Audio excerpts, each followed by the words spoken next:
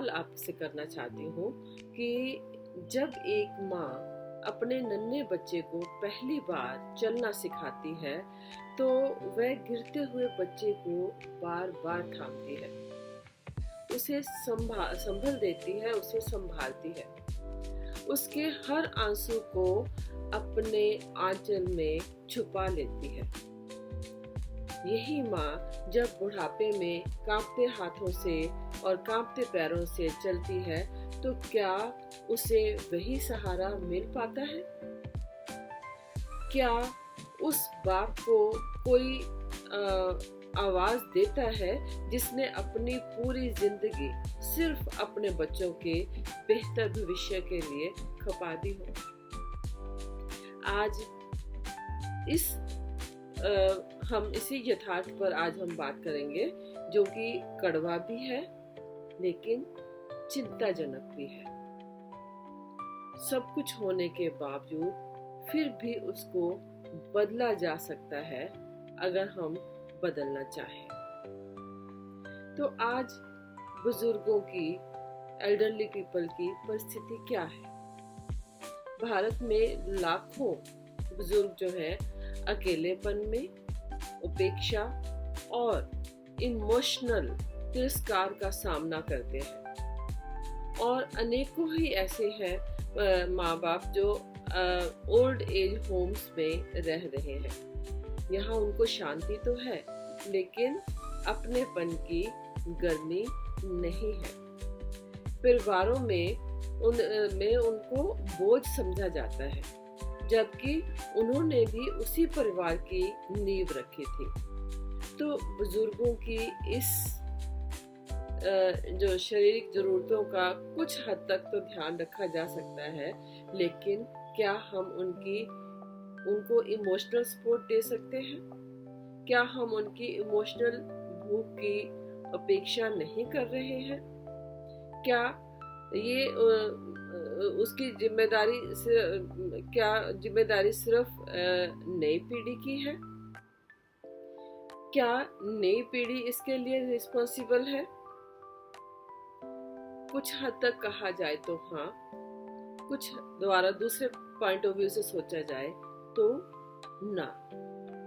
हम पूरी की पूरी जिम्मेवारी हम बच्चों को नहीं दे सकते कि ये सब जो कुछ हो रहा है वो सिर्फ उन बच्चों की वजह से हो रहा है। कई बार हम बुजुर्ग लोग भी इसके लिए जिम्मेवार होते हैं। कई बुजुर्गों ने जीवन में अपना जो इमोशनल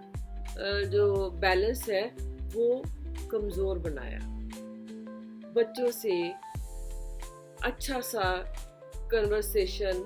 नहीं की, अच्छी बातचीत, अच्छा संवाद उनके साथ नहीं रखा। उन्हें सिर्फ जिम्मेवारियां दी और उनको इमोशनल सपोर्ट और उनको अटैचमेंट वाली फीलिंग नहीं दी। कभी कभी उन्होंने अपने अनुभवों को बच्चों पे थोपना चाहा, जिससे ये नई पीढ़ी के बीच में संवाद की संभावना खत्म हो गई और एक बहुत बड़ी दरार, बहुत बड़ी खाई बीच में आ गई। और कई बार कुछ बुजुर्ग लोग रिटायरमेंट के बाद खुद को समाज से अलग कर लेते हैं, जिससे उनका जो सामाजिक दायरा है बहुत छोटा हो जाता है। वो अपने आप में अकेले पड़ जाते हैं और कई बार उनकी जो हेल्थ इश्यूज है और उनके विचारों में जो बदलाव आता है और वो उसे चैनलाइज नहीं कर पाते हैं, उनको प्रॉपरली एक्सप्रेस नहीं कर पाते हैं और जिससे वो धीरे धीरे अपने परिवार से और अपनी सोसाइटी से और जो मेन स्ट्रीम है और उससे अलग होते चले जाते हैं और उनकी परिस्थिति दुखद से और दुखद और बैड से वर्स्ट होती जाती है और काफी हद तक वो अपनी इस परिस्थिति के लिए खुद जिम्मेवार होते हैं। लेकिन अगर दूसरी तरफ देखा जाए कि बच्चों को क्या करना चाहिए और अगर बच्चे पेरेंट्स को इम्पोर्टेंस देते हैं और उनके उस एक्सपीरियंस को जो कि उन्होंने इस जीवन में, पूरे जीवन में उन्होंने लिया है, उस एक्सपीरियंस से वो कुछ सीख सकते हैं। और हम ये कह सकते हैं कि ये जो ओल्ड एज है वो एक ऐसी स्टेज है लाइफ की जिसमें बॉडी की जो पावर है, बॉडी की एनर्जी है वो बहुत कम हो जाती है, इट्स नेचुरल। लेकिन उनके पास जो एक्सपीरियंस है और जो एक्सपीरियंस की उनके पास पूंजी कह सकते हैं, उनके पास जो खजाना है वो सबसे ज़्यादा होता है। और यह वो समय है जब जो वृद्धावस्था है, जब इंसान अपने जीवन के सार को देखता है, पीछे बीते हुए समय को देखता है, लेकिन उसी समय उनकी मानसिक समस्याएं भी गहराने लगती हैं और उनकी हिम्मत भी कम होने लगती है। लेकिन यदि हम उन्हें थोड़ा सा समय रहते हुए उनको समझें और उनकी प्रॉब्लम्स को हम सल्यूशन करें, तो उनका बुढ़ापा जो है ना बहुत हैप्पी और बहुत सम्मानजनक हो सकता है। तो उनके जो अनुभव है, बुजुर्ग लोगों के जो अनुभव है, अनुभव की जो पूंजी उनके पास जो है, ये एक ऐसा खजाना है जिसको हम इस खजाने को तो जो ओल्ड एज है वो एक ऐसा हम कह सकते हैं कि ये स्वर्णिम चरण है। ये ऐसा लाइफ का उनकी स्टेज है, यहाँ जो इंसान है अपने अनुभवों की थाली लेकर बैठा होता है। यह वह समय होता है जब इंसान जीवन की भागदौड़ से कुछ दूर होकर ठहराव के जीवन के सच्चे ठहराव में सच्चा जीवन जी सकता है। देखिए, जैसे एक कोई राइटर है, अपनी किताब का जो आखिरी अध्याय उसका होता है उसमें बहुत गहराई से लिखने की कोशिश करता है, और एक जो चित्रकार है अपनी आखिरी रचना को सबसे अधिक उसमें रंग भर के बहुत सुंदर बनाने की कोशिश करता है। तो इसी तरह से एक जो वृद्ध व्यक्ति है वो जीवन के हर रंग को जी चुका होता है, सुख को भी, दुख को भी, जीत को भी, हार को भी, रिलेशंस को भी, रिस्पॉन्सिबिलिटीज को भी, और अपने आप को वो इतना स्ट्रॉन्ग कर चुका होता है। इतने स्टेजेस को पार करने के बाद उसमें इमोशनली इतनी स्ट्रेंथ आ जाती है कि वो स्ट्रेंथ बहुत इम्पॉर्टेंट होती है, बहुत ही कीमती होती है, और ये एक खजाना होती है। और ये और वो जो उन्होंने जो सीखा है, उन्होंने जो संघर्ष किया है, और उस संघर्ष से वो दूसरों को रास्ता दिखा सकते हैं। और ऐसी बातें जो है जो उनके पास होते हैं, जो उनके एक्सपीरियंस से चीज़ें जो आगे बढ़ती हैं, वो एक्सपीरियंस वाली चीज़ें जो है ना आपको किसी किताब में नहीं मिलेंगी, और बल्कि ये हमारे ये वो लेसन्स हैं जो कि हमें अंधेरे में रोशनी का काम करते हैं। और ये वो पूंजी है जिसको अगर हम अपनी झोली में डलवा लेते हैं और हम उस पूंजी को संभाल लेते हैं, तो हम दुनिया के सबसे अमीर व्यक्ति बन सकते हैं। तो हमें इसके लिए, अगर हम इस बात को इस तरह से समझें कि ये जो समय है, ये जो बुढ़ापा है, ये वृद्धावस्था है, ये समाप्ति नहीं है, बल्कि ये सारांश का जो समय है, और पूरे समय में जो एक्सपीरियंसेस मिले हैं ये उसकी एक समरी है। देखिए, महात्मा गांधी ने सत्याग्रह की जो शुरुआत की थी 60 साल की उम्र के बाद, उनकी उसकी शक्ति दुनिया को दिखाई। और जो नानाजी देशमुख ने 80 साल की उम्र में एक ग्रामीण विकास की मिसाल कायम की। अमृता प्रीतम, रस्किन बॉन्ड जैसे लेखक जो है ना, काफी बड़ी उम्र में उन्होंने साहित्य में अपना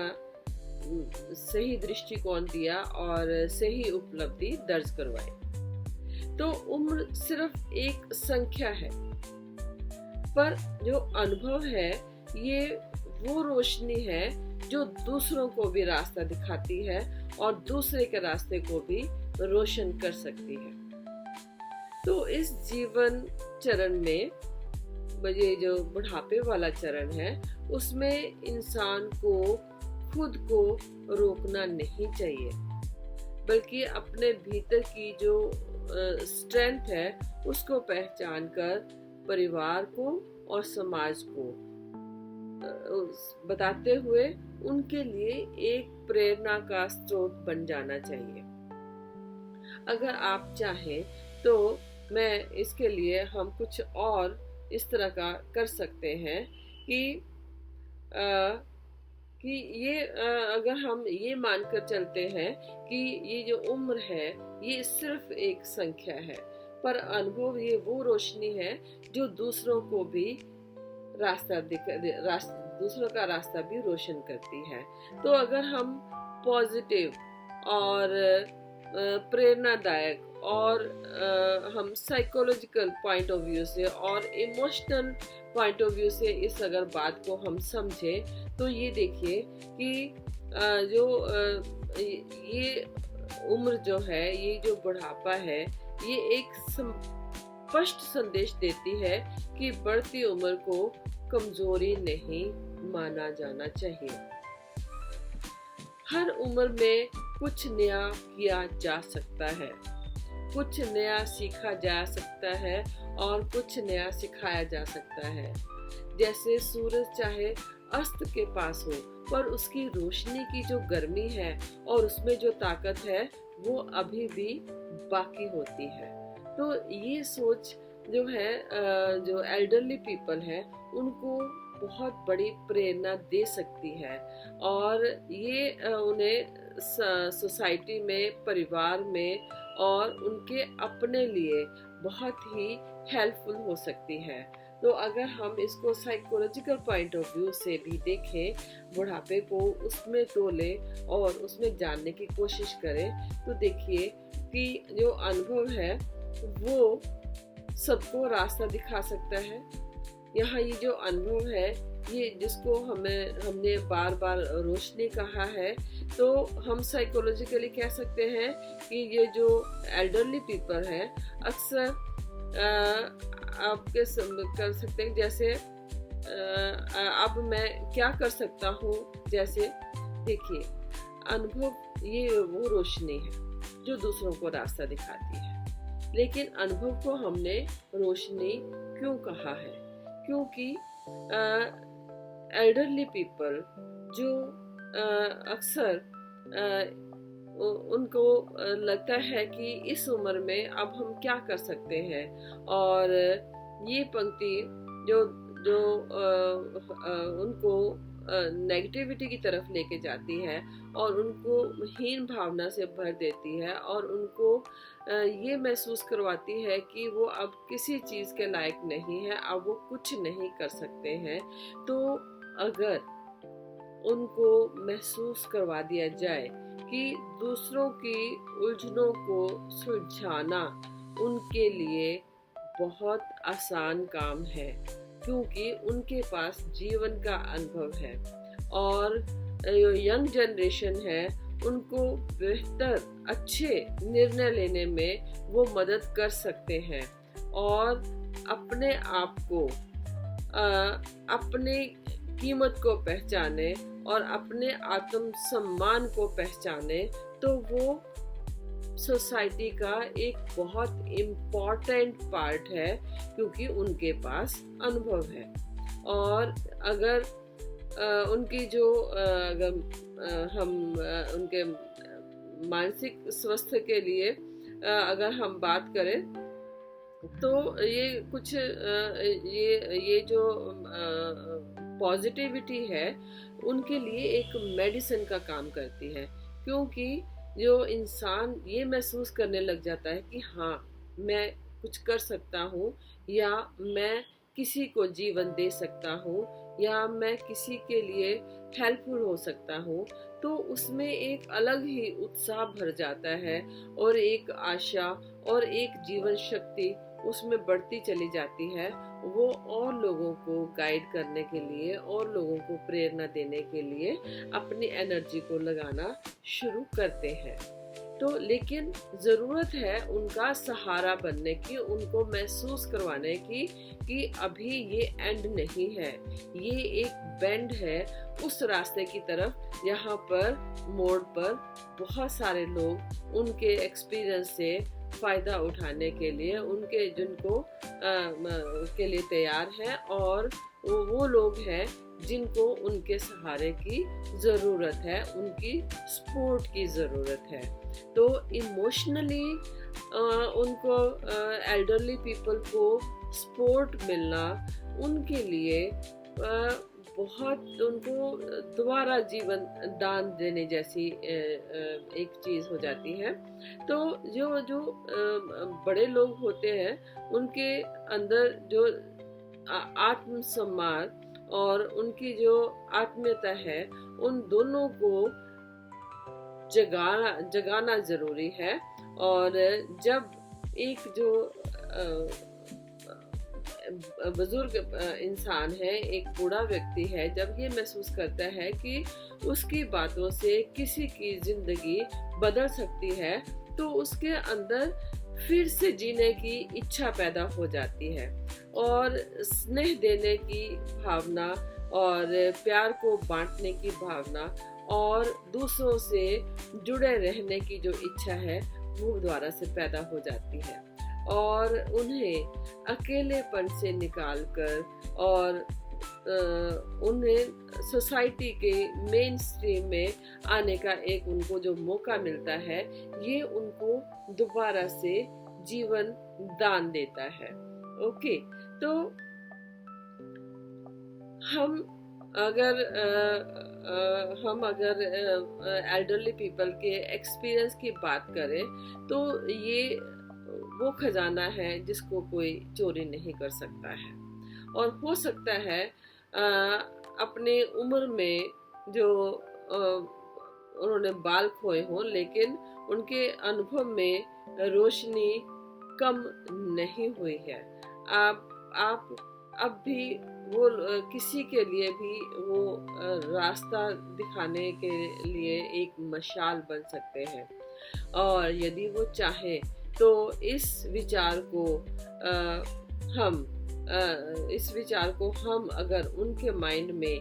बहुत अच्छे तरीके से डाल देते हैं तो उनका बुढ़ापा बहुत ही सुखदायक हो जाता है और उनको जीवन में बहुत ही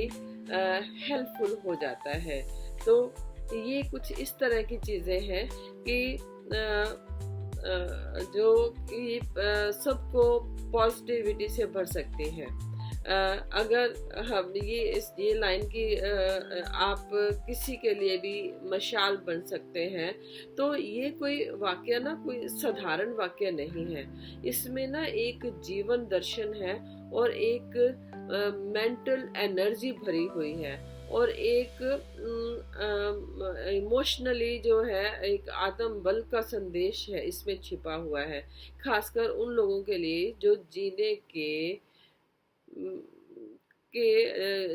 की उम्मीद को छोड़ बैठे हैं और वो अपने आप को एंड स्टेज पर बैठा हुआ मान रहे हैं, और वो ये अपने आप को किसी भी चीज़ के लायक वो नहीं समझ रहे हैं। तो ये शब्द उनके लिए जीवन दान देने जैसा काम कर सकते हैं, और वो एक जैसे एक मशाल प्रतीक है रोशनी का, एक जैसे मशाल प्रतीक है दिशा देने का, जैसे कि संघर्ष के बावजूद चमकते रहने का। तो जब हम कहते हैं कि आप एक मशाल बन सकते हैं, तो हम दरअसल ये कह रहे होते हैं कि आप दूसरों के अंधेरे रास्तों को रोशन कर सकते हैं अपने अनुभव से, अपनी समझ से और अपने जो जीवन में आपने सीखा है उसके माध्यम से आप बहुत अच्छी सपोर्ट आप उनके लिए बन सकते हैं। तो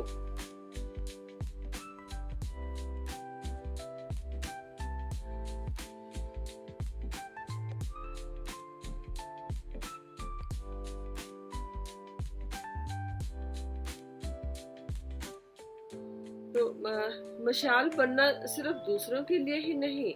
उनके अपने लिए भी एक मेडिसिन का काम करता है, एक स्ट्रॉन्ग मेडिसिन का काम करता है। आपको एक दिशा देता है, जो आपको एक सुझाव, एक उद्देश्य और एक इंटरनल जो पीस मिलता है, और वो उनको जीवन जीने के लिए वो पावर मिलती है और जीवन जीने का रास्ता और सुंदर और रोशन हो जाता है। तो हम ये कह सकते हैं कि जीवन की जो शाम में भी दीपक जल सकते हैं। आप बुझ नहीं रहे, आप किसी और की सुबह बनने के लिए जल रहे हैं। इसलिए याद रखिए, उम्र चाहे जो भी हो, यदि आपके भीतर अनुभव है, यदि आपके भीतर प्रेम है और अगर आपके मन में जीवन जीने की इच्छा है और जीवन की समझ है, तो आप आज भी अपने हर दिन को किसी के लिए मशाल बना सकते हैं। तो इस तरह से अगर जो एल्डरली पीपल हैं या जो बड़े लोग हैं, अगर अपने आप को इतनी पॉजिटिविटी से अगर वो भर लेते हैं, तो नो डाउट कि आने वाले समय में ये जो ओल्ड एज होम्स की जो गिनती है वो कम होनी शुरू हो जाएगी। ज़रूरत सिर्फ है एहसास दिलाने की, एहसास दिलाने की सोसाइटी को कि हम कितने इम्पोर्टेंट हैं। एहसास दिलाने की ज़रूरत है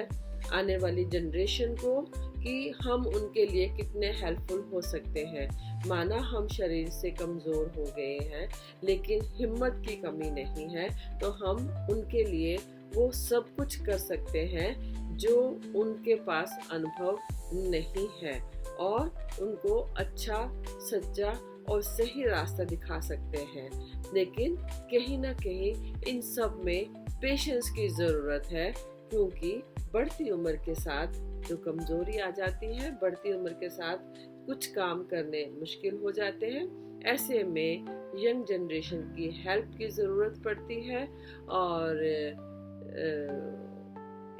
अगर दोनों तरफ से हाथ बढ़ाया जाए